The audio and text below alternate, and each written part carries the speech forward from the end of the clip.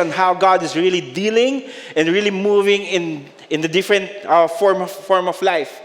But hearing it from a non-Christian country, grabe lang po ang ginagawa ng Panginoon. Naniniwala ako na marami pang gagawin ng Panginoon sa bansang Cambodia. Kaya po, in behalf of Every Nation Missions, we just want to say thank you. Thank you for your prayers. Thank you for your partnership. Thank you for your support. And I really believe we can reach every student as the opportunity to preach the gospel. Palakpakan po ulit natin ng ating Panginoon. Welcome to our church. My name is Christian. I'm one of the pastors here. And today we're about to conclude our series. Yung series po natin is Rhythm of Grace. And for the past how many weeks, ito po yung pinag-uusapan natin. It's all about understanding the grace that God has for all of us. Kung paano nagfo-flow yung grace ni Lord to all of us, most especially when it comes to our spiritual discipline. Ano po ba ibig sabihin nito spiritual discipline? Actually, what we're talking about in this passage, it's all about spiritual discipline. Spiritual discipline, like what my simple illustration back then, as a human being, we really have to take good care of our body. Ibig sabihin, may mga tao talagang into gym, into exercise, just for you to make sure that you're gonna have a healthy living and a healthy way of life. So you have to discipline yourself in order for you to do that. Kailangan mo talagang at least i-condition yung mind, heart, and soul mo para at least malaman mo at ma-achieve mo yung goal na meron ka. But also, not only in terms of our physical, but also in terms of our spiritual life. There are different spiritual disciplines that we need to understand. The first thing is all about the discipline or spiritual discipline in terms of giving. Sabi natin, God called us to really give. And not only that, last week pinag-usapan natin that God really called us to pray. And what we're going to do right now, we're going to take this opportunity to practice it. So, let me just share to everyone that our movement somehow shifted to something right now. Back then, we have different methodologies on how we do things. And right now, God gave us an opportunity for us to go deeper together and to immerse ourselves in terms of understanding the doctrine, the different doctrines as well, and most especially to grow in our personal relationship with God. Not just para po sa atin, but at the same time in terms of relational discipleship. That's why this coming April 26, we're going to have our spiritual foundation. So spiritual foundation is designed in order for us to really grow and mature in our walk with God, and at the same time to tag along someone with us in this journey of faith. So we're really believing that tayo po, kung Kristiyano ka, at natapos mo na po at nabigyan ka ng opportunity at went through ka na ng one-to-one para po to sa atin lahat. So if you really want to know more about this, you can go to the foyer. But this time, we're going to take this opportunity to pray for this spiritual foundation. So pagprayan po natin, I want you to grab a partner. Yung katabi mo na lang, huwag ka na pumunta sa Mega Mall. O yung katabi mo na lang. Pagprayan lang po natin itong spiritual foundation that will happen this coming April 26, na lahat ng a-attend dito is going to be a 10 weeks na spiritual foundation, na lahat will finish strong. At even tayo, if you have the heart to really want to be part of it, God will give you the opportunity for you to be part of it. Can you just take the time to pray? Take 1 minute lang. Sa tabi mo na lang, katabi mo, pray for this spiritual foundation na meron tayo this coming April 26 until June 28. 10 weeks. Start praying. That God will prepare the hearts of the people, that they will know who God is better.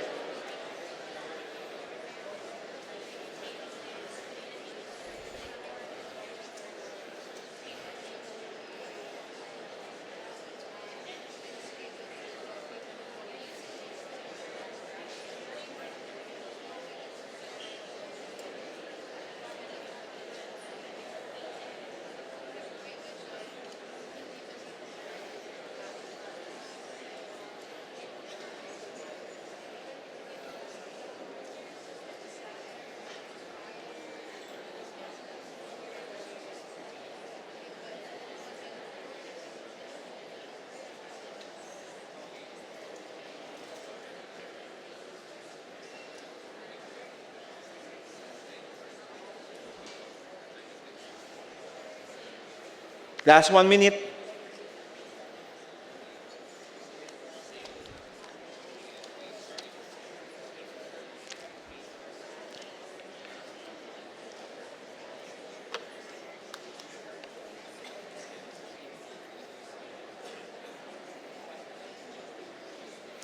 Lord, we just want to say thank you, God, for the opportunity, Lord, that you've given us in order for us to grow deeper in a relationship with you. I pray that as those people who are going to be part of this spiritual foundation, we declare that you will just prepare their hearts to receive something new from you, God. Whatever things that they need to unlearn, Lord, let it be done. And whatever things that they need to learn, Lord, I pray that the Holy Spirit speak in and through them. And I declare that you will give them opportunities, Lord, in order for them to be part of this. Hindi po magkakaroon ng conflict in terms of their schedule, and money will never be an issue in order for them to be part of this spiritual foundation. Lord, we just want to lift up to you everything that's going to happen in the mighty name of Jesus. Amen and amen and amen. Okay, as we continue, like what I've said, shift tayo. Like what I said, we're going to conclude today our series, Rhythms of Grace. And for today, very interesting po yung topic natin. Kasi pag-uusapan natin, it's all about fasting. Okay? Tingin ka sa tabi mo, walang kakain. Okay? But kidding aside, can I ask everyone to stand up and open your Bible in Matthew chapter 6, verses 16 to 18. If this is your first time, we have a keynote presentation for you so that you can follow us. But if you're coming here for the past how many weeks, please, mag-invest po tayo sa Biblia. Either in our phone, libre po ang ating mga application. You can download YouVersion. Wala po kong royalty fee dito. You can download YouVersion. Libre lang po yun. And also, if you are like me na mahilig sa hard copy, please bilhin nyo yung pinakamahal na Biblia na kaya nyong bilhin para basahin nyo. Kasi sayang naman yung pera kapag hindi nyo binasa o ginamit yung Bible. It says here, Matthew chapter 6, verses 16 to 18, "And when you fast, do not look gloomy like the hypocrites, for they disfigure their faces, and that their fasting may be seen by others. Truly, I say to you, they have received their reward. But when you fast, anoint your head and wash your face, that your fasting may not be seen by others, but by your Father who is in secret, and your Father who sees in secret will reward you." Let's just pray. Lord, we just want to say thank you for the reading of your word. I pray that you will just illuminate your word. I pray that you will just allow us to hear from you, receive from you, God. I-soften niyo po, Panginoon, yung callous heart namin. And we're declaring that the Holy Spirit will be at work in and through us. In the mighty name of Jesus, amen and amen. You may take your seats. For the past 2 weeks, we were talking about this rhythm of grace. And the very essence of this is for us to really understand that once na inaccept po natin ang Panginoon Jesucristo bilang our Lord and Savior, there are things that we need to let go, and there are things that we need to do in order for us to grow our relationship with Him. One of those things we are really called by God to really give. So we explain it in our first week of our series, that God is really calling us to give, and we have to give generously, and we have to give back what is due to Him. And not only that, God is really calling us for us to pray. Sabi ko nga last week, sobrang powerful ng prayer. And every time that we pray, you don't have to use highfalutin words. It's just a matter of communicating to God. The simple way on how to do prayer is how you talk to your wife or to your husband, to your siblings, to your kids. Ganun lang po. You don't have to change your tone. You don't have to change your voice, because it's all about the heart that you have with God. But this time, I really want you to understand as well that yes, God called us to give, we are called us to pray, but also God called us to fast. It's very clear in this passage in Matthew chapter 6, verse 16, "And when you fast," He didn't say, "if you fast," which is you have an option, but this terminology that was used by the author is very intentional. So, ibig sabihin po nito is not an option for his follower. How many of you here, you have a relationship with God? Natakot na sila kasi fasting ang pinag-uusapan. Sino dito, you have a relationship with God? You are a believer. If you are a believer, we are called to, ang hina, we are called to, because it is essential. To be honest, sa lahat ng, pwede ba maging honest lang? Dapat lang, pastor ka, kailangan honest ka. To be honest, sa lahat ng spiritual disciplines na meron tayo, dito ako nahihirapan. Why? Because I'm a foodie person. I love food so much.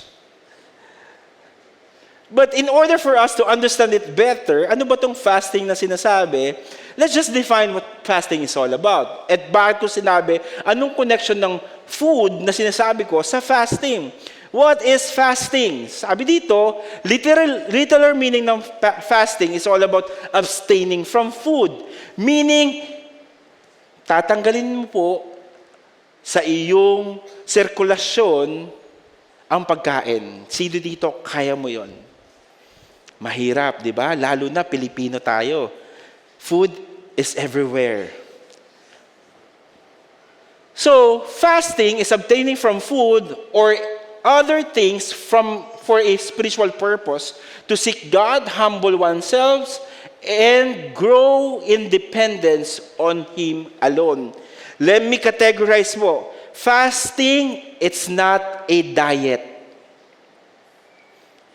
Fasting, yes, you abstain yung pagkain mo because there's a spiritual goal.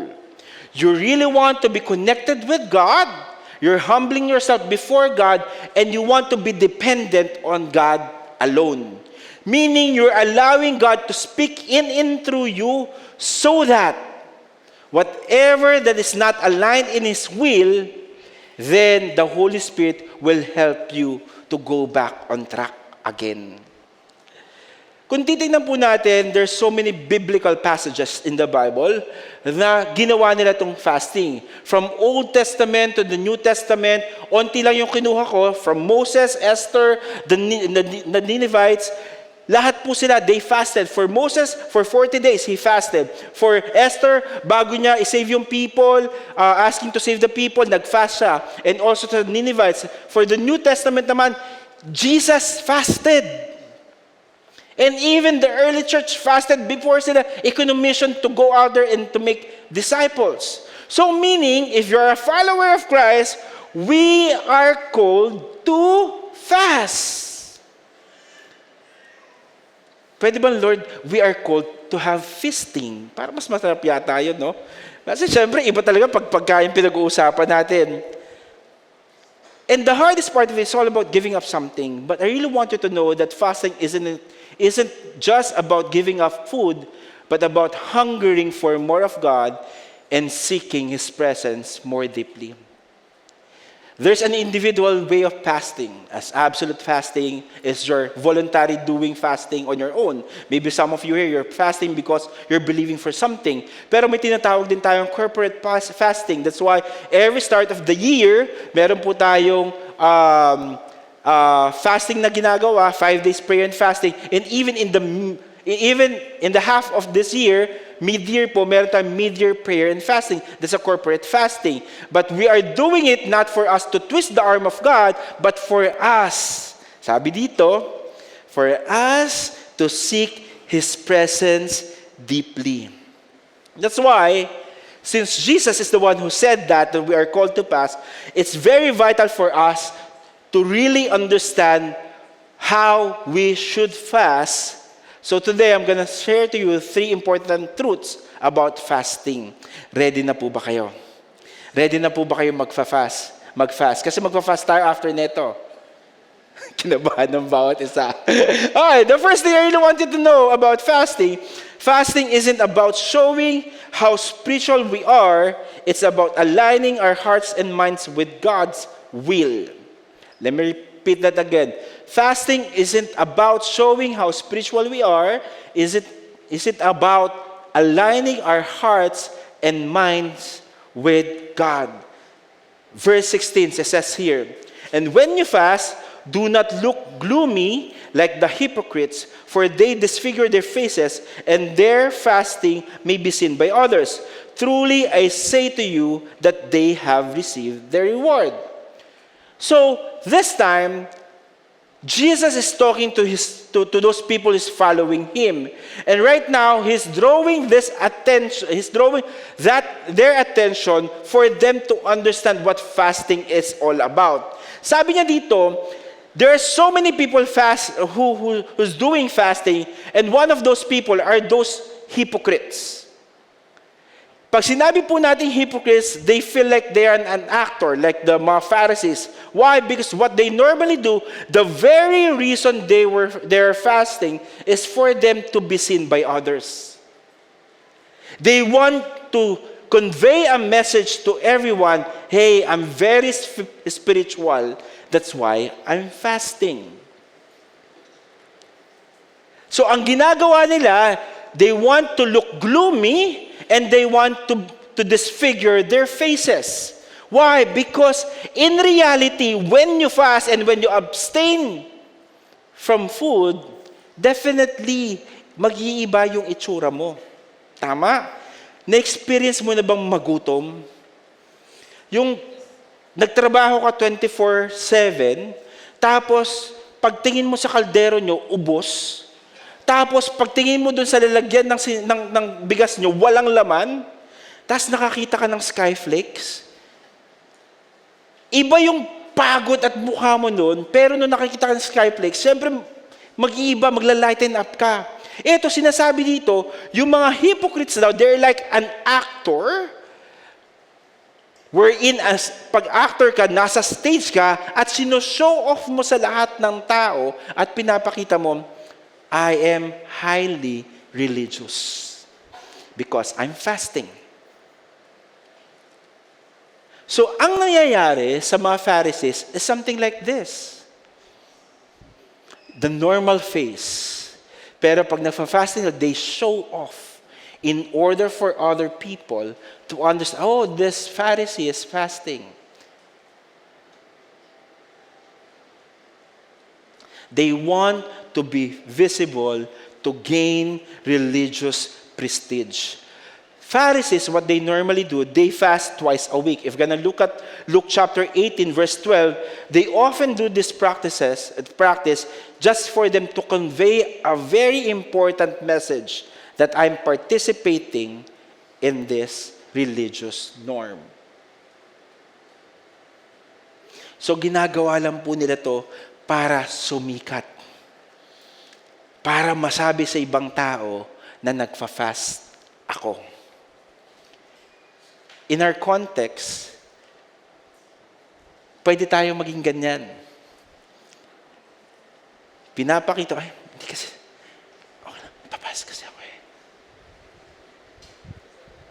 You want to make yourself known to others. Ikaw? Hindi ka nagpa-fast? Fa-fast ako. Ang taas-taas mo mag-worship? Hindi ka nagpa-fast? Ako kahit ganyan, pero nagpa-fast ako.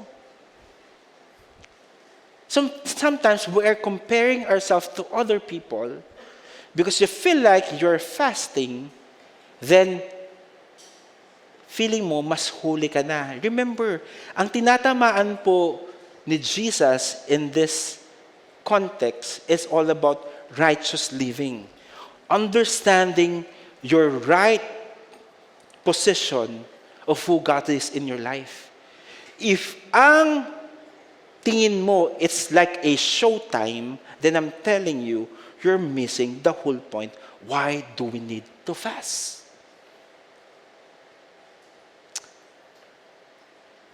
Ang hirap po mag-fast, no?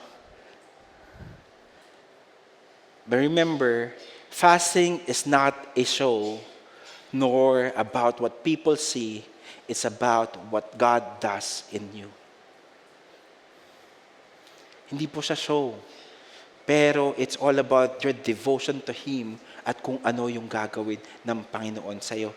Kaya masarap mag-fast. Kasi sabi niya dito, kung ikaw nag-show off ka, yung reward mo, yun na yun, napansin ka na ng ibang tao.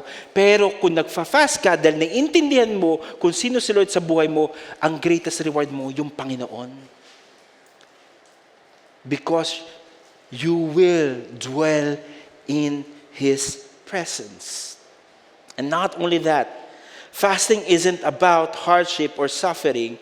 It's about seeking God's heart and growing closer to Him.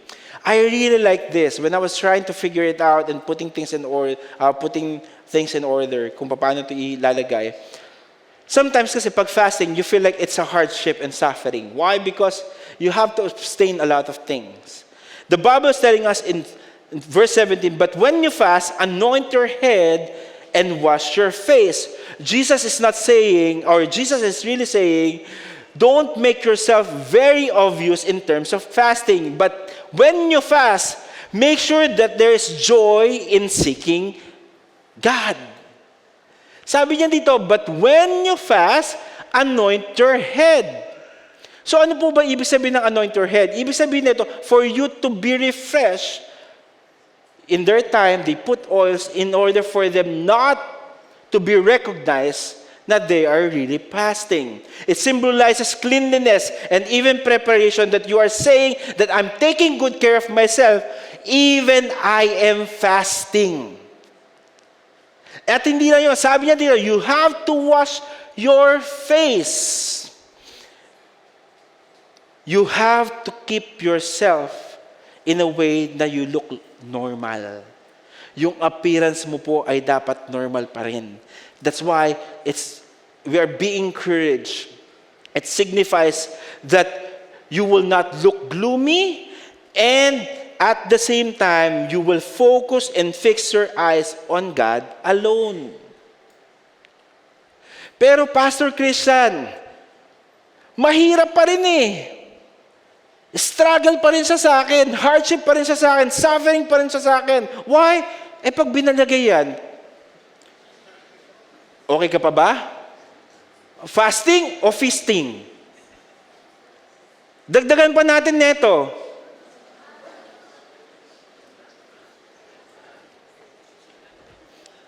Yung balat na sobrang lutong, yung pagkagat mong ganon, rinig ng katabi mo, mapapalingon. Tapos habang inunguya mo yung laman, ramdam mo na sobrang juicy at kumakatas yung linamnam ng lechon na to. Tapos isasawsaw mo sa suka. O kaya sa walang sawang Mang Tomas. Fasting or feasting? O dagdagan natin ng hamburger.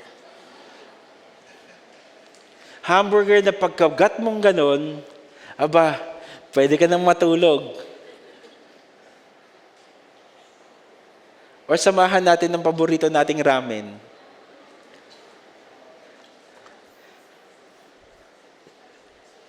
The funny thing about it, sometimes, the reason why we can say it is suffering, because food is more valuable than God.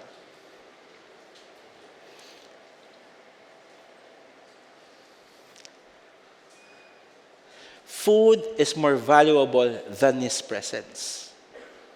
Kaya, napakahirap for us to fast.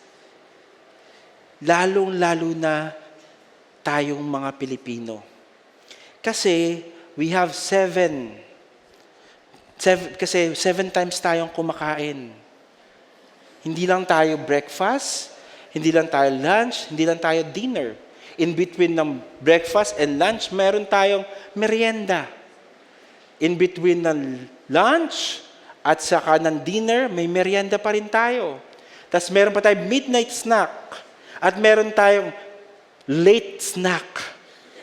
Yung tipo madaling araw na, tapos magkikrib ka ng pansit canton, tapos gusto mo chili mansi, tapos magpiprito ka pa ng itlog na gusto mo yung tostado yung ilalim, pero yung pinaka-yolk, yung tipong pag binuksan mo, nagfo-flow, parang grace ni Lord. Tapos fasting kayo for 7 days. I'm telling you, it's really hard. The funny thing about it, back then, hindi ko naiintindihan ng fasting. Why I feel like, why do you have to do that? Di ba gift ni Lord ang pagkain? Then I have to honor God in everything that I'm eating. As long as na kumakain ako at ino-honor ko si Lord, feeling ko fasting na yun, pero feasting ang spelling. So, ang hirap talaga. When I was starting, so many people are explaining to me what fasting is all about. Hindi ko maintindihan kung bakit ko kailangan gawin, pero naiintindihan ko at that very moment na mas importante at valuable ang Panginoon sa akin. When I tried fasting for the very first time, diba, normally nagkakaroon po tayo dito ng fasting start of the year. Diba, sa booklet natin, nagkakaroon doon ng kung ano yung commitment ng fast na meron ka. Si pasikat, so chinek ko, water, liquid water. 7 days pa yon. Tapos nag-1 meal ako ng isa, tapos water ulit. Yes, nag-flow ako sa grace ni Lord, pero I'm telling you, ang hirap. When we were in Victory Pioneer back then, paglabas mo ng Victory Pioneer, meron tinatawag doon Chef Siomai. Sino daw, you're from Victory Pioneer back?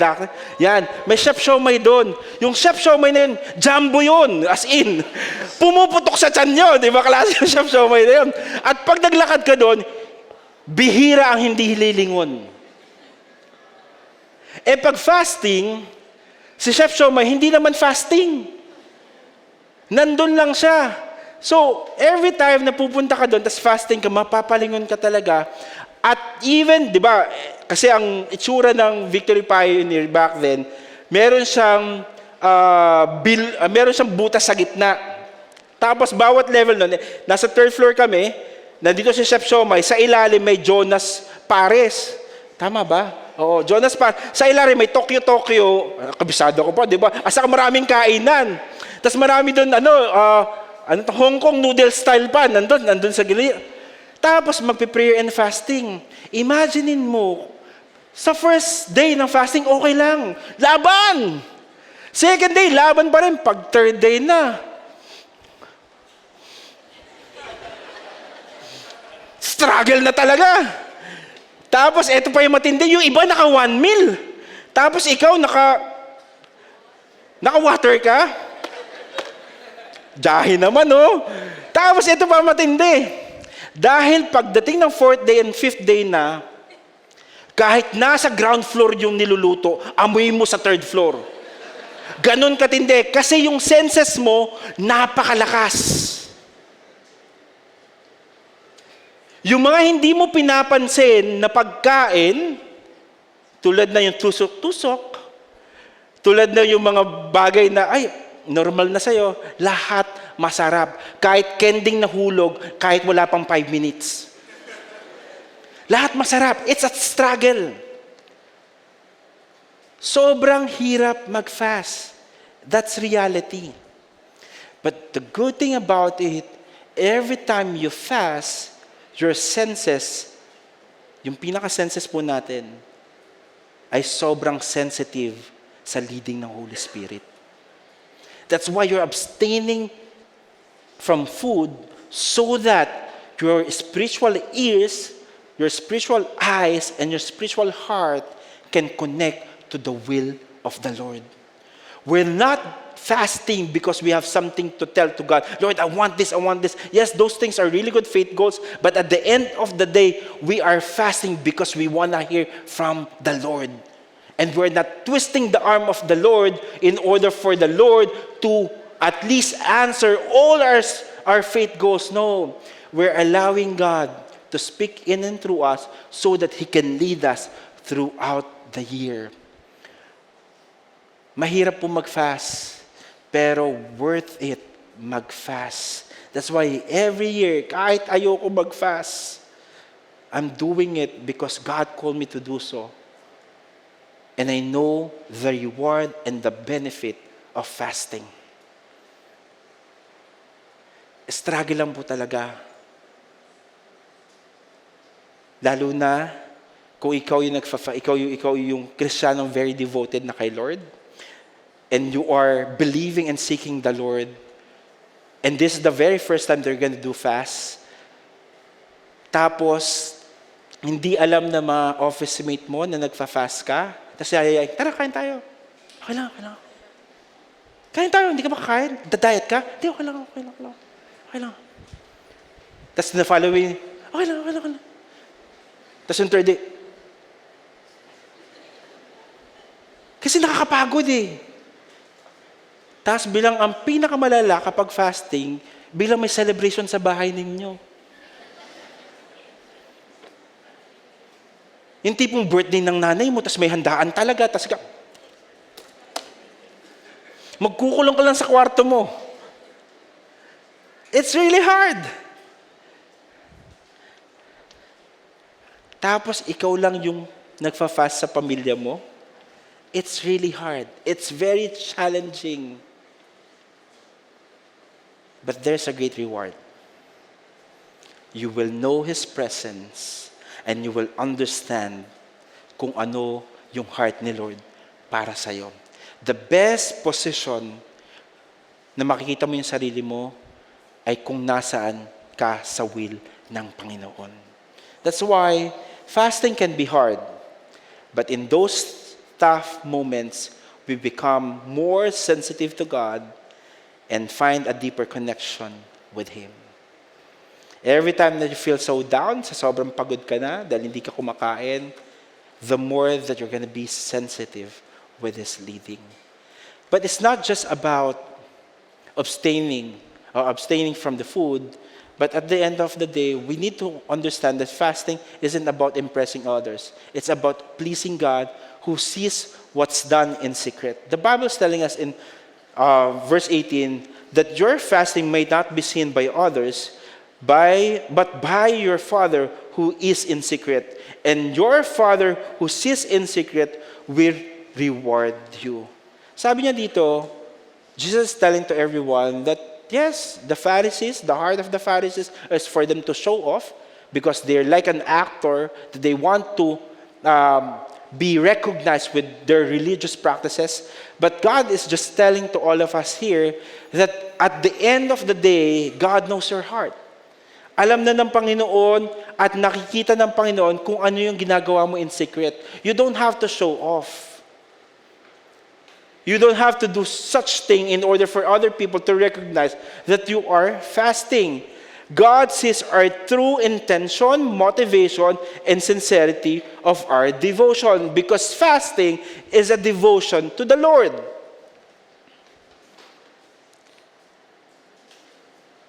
The tendency is, when we fast, it's like a stage, a platform, wherein the spotlight is directly focused on you alone. Pag nagfa-fast ka, pag mali yung heart mo, para pong ganito, nagfa-fast ako, kayo yung audience, tignan nyo ako, nagfa-fast ako. Nagpe-perform ako, nagsushow ako, at yung spotlight nasa akin. Dahil gusto ko lang nyong ma-recognize that I am performing that religious act. So, the attention is directly focused on me. Pero in reality, sinasabi niya dito, no, hindi dapat nandyan yung spotlight. Kasi when you fast, yes, you're abstaining from food, but at the end of the day, kapag tumigil ka sa pag-abstain ng food, at hindi mo nilalagay sa spotlight si Lord, meaning you're not reading your Bible, you're not devoting to the Word of God, you are just doing a diet. Nagda-diet ka lang, kapatid. It's not a fasting. Why? The goal of fasting is for you to connect with God. That's why when you fast, you devote yourself to the Lord. You're putting the very Word of God on spotlight. That's why you dwell, that's why you read, that's why you obey. Kapag nawala yung part na yon, it's not fasting. It's diet. Nagda-diet ka lang. Pinapahirapan mo lang yung sarili mo or you're just gaining something na yung sarili mo magbe-benefit physically. Kaya kung mapapansin ninyo, every time that we do prayer and fasting, meron tayong mga devotionals. So that once you abstain yung food na kakainin mo, pinapalitan mo to ng word ng Panginoon. Kasi you want to hear from Him. Hindi mo maririnig ang Panginoon unless hindi ka nagdwell sa word niya. Kaya mahirap po ang fasting. Pero, worth it ang fasting.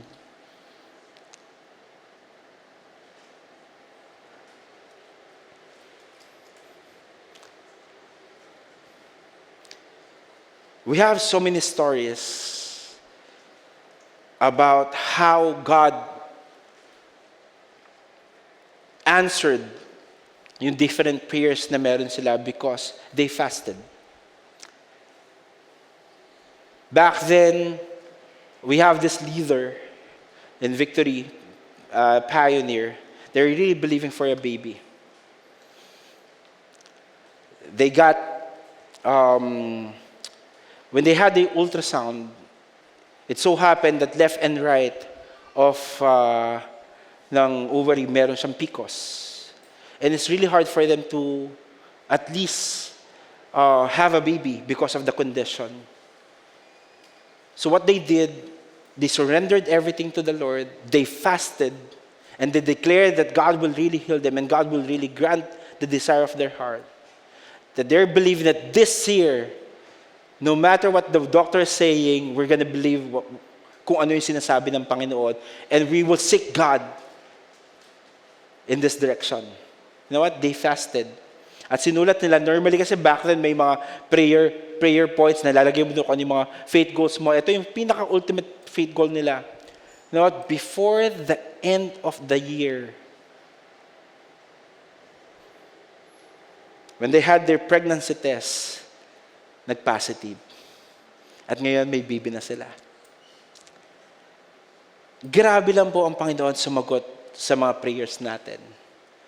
Yung mga doubts na meron tayo, we need to seek the kingdom of the Lord and God's face in order for us to boost our confidence to believe in Him and declare that's nothing impossible with God. There's a specific story as I end in the Bible. Ito yung time wherein the disciples, it's really hard for them to cast this man with a demon, this man na demon possessed. And because they did everything that they can, when Jesus was in front of that person and casted the demon dun sa tao yon, sabi ni Jesus, this situation can only be casted by prayer and fasting. So meaning, there are things in life that somehow we feel like, Lord, ba't hindi ito nangyayari? Ang sagot pala, we need to seek His presence. We need to fast in order for us to hold on, in order for us to declare, and in order for us to believe again that everything is possible in the name of God. But it can only happen kapag yung spotlight ay hindi nakatutok sa'yo, kundi nakatutok sa salita ng Panginoon. Remember, fasting isn't about stepping into the spotlight, but allowing God to be in the spotlight as we seek His presence in secret.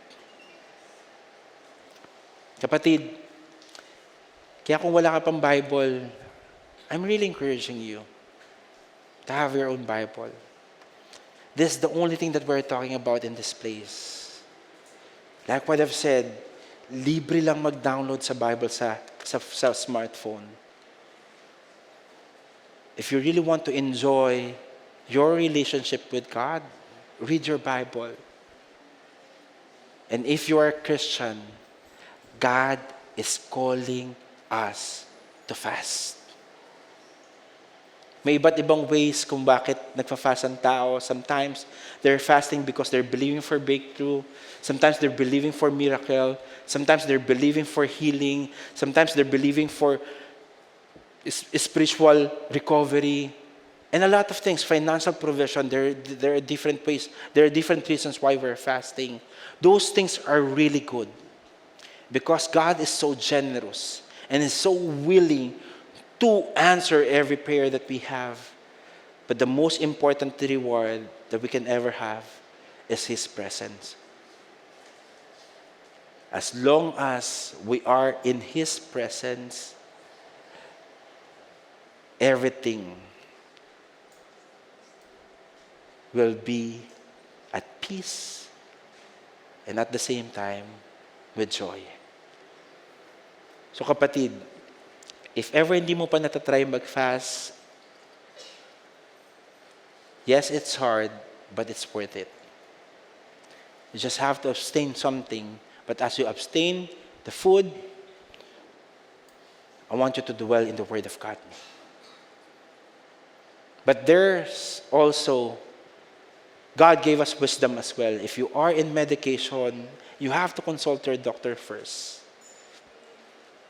Because God gave us wisdom. That's why we have opportunities to talk to our doctors if you want to fast according to the faith that you have, but you need to talk to your doctor as well. And this coming half of the year, we're going to have a prayer and fasting again. And I hope you're going to be part of that. Let's be excited to experience the presence of God, because we know that fasting is not about showing how spiritual we are. It's about aligning our hearts and minds with God's will. And fasting is not about hardship or suffering. It's about seeking God's heart and growing closer to Him. And finally, fasting isn't about impressing others. It's about pleasing God, who sees what's done in secret. You can do your own personal fasting, and God will reward you with that. Can I ask everyone to stand up?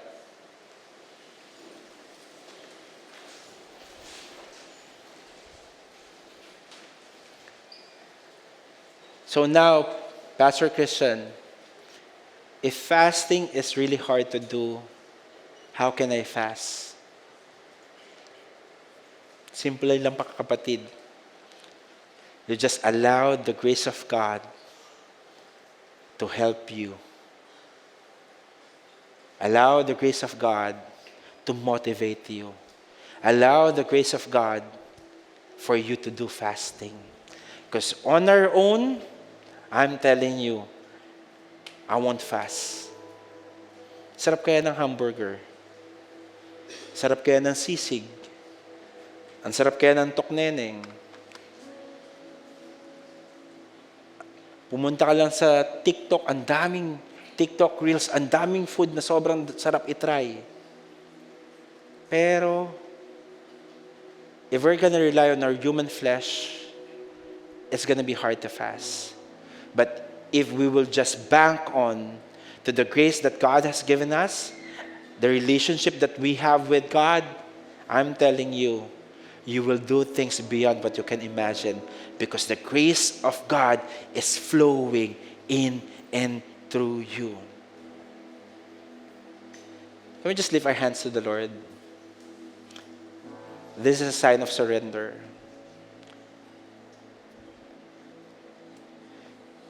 Lord, we're here. We just want to surrender everything to you. I know, and we know, Panginoon, na on our own, we cannot do this. It's going to be hard for us to give. It's going to be hard for us. It's going to be hard for us to pray. At mahirap din po lalo sa amin, Panginoon, to fast. But thank you. As we empty ourselves before you, God, Lord, we know that your grace will flow in and through us so that we can obey that calling that you have given us. Lord, give us the joy every time that we give. Give us the confidence in terms of prayer. And give us the desire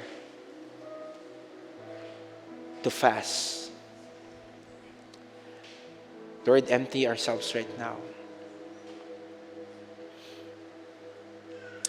If you need to talk to God, I want you to take this opportunity. Maybe some of you here, you're still relying on your flesh. That's why napakahirap mag-pray, napakahirap mag-give, napakahirap mag-fast. But right now, I want you to talk to God and allow God to move in and through you. I want to give you a minute just for you to surrender everything. Whatever things that is really hindering you in order for you to do that, to pray, to give, and to fast, I want you to surrender it to God right now. And I want you to feel the grace that God has for you.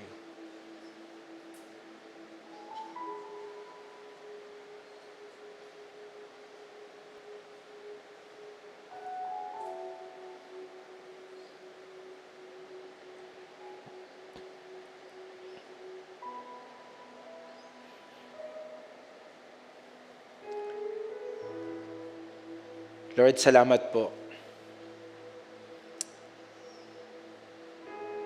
Because in this calling that you have given us, Lord, a calling to have a deeper relationship with you, Lord, we know that there's a rhythm of grace that is flowing in and through us, Lord, for us to fulfill the very heart that you have for all of us. To communicate with you through prayers, to be generous in every occasion, and to seek your kingdom and your presence, Panginoon, through fasting. Lord, we declare that as we do those things, the glory will not, or even the spotlight will not be directly focused on us, Lord.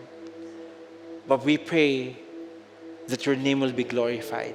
Your name will be magnified. Lord, I know these things are spiritual disciplines. Mahirap po ito, Panginoon, kung walang disiplina. Lord, this is our cry, that you will give us the discipline for us to read our Bible every day. That will give us discipline to prioritize you in our daily living, Panginoon. Give us, Lord, the confidence that you are calling us for us to be a blessing to other people as we pray and as we give generously, Panginoon.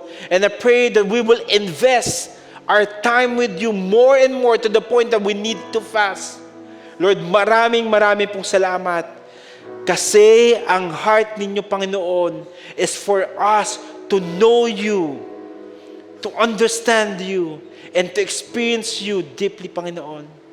That's why, as we empty yung heart, yung minds, yung soul namin, Panginoon, Lord, may you refresh us. May you rekindle that fire that we have for you. Na ikaw po, Panginoon, ang aming top priority sa buhay. May the Lord bless you and keep you.